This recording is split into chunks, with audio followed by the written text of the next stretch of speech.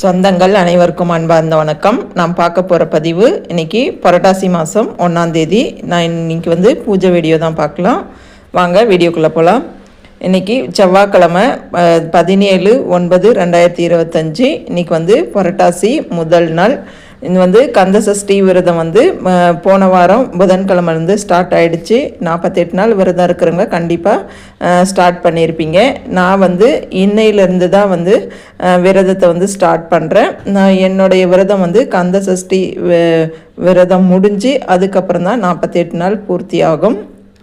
பரவாயில்ல, இந்த பீரியட்ஸ் டைம்லாம் முடிஞ்சு இன்றைக்கி எல்லா வீடெல்லாம் க்ளீனாக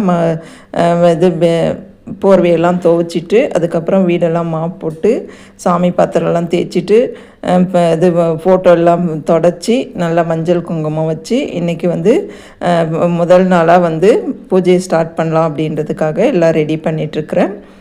இது நான் இதெல்லாம் ரெடி பண்ணுறதுக்குள்ளேயே மத்தியானம் ஆயிடுச்சு. அதனால் சாயந்தரம் தான் பூஜை.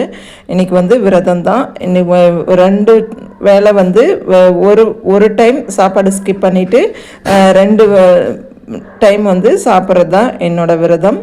நான் இன்றைக்கி ஒரு பொழுது அப்படின்னே ஆயிடுச்சு. இதெல்லாம் ரெடி பண்ணி வைக்கிறதுக்குள்ளே மணி 3 மணி ஆயிடுச்சு. சரி, எல்லாமே பாடமெல்லாம் தொடச்சிட்டு மஞ்சள் குங்குமம் வச்சுட்டு பூவெல்லாம் வச்சு ரெடியாக வச்சுட்டேன்.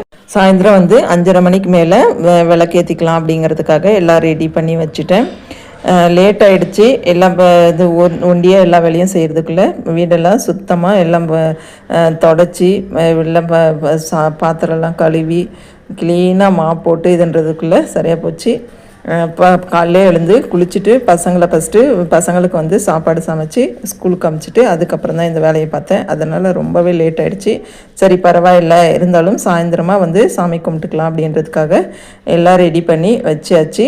அந்த நேரம் பார்த்து மழை படப்படன்னு தூரிடுச்சு.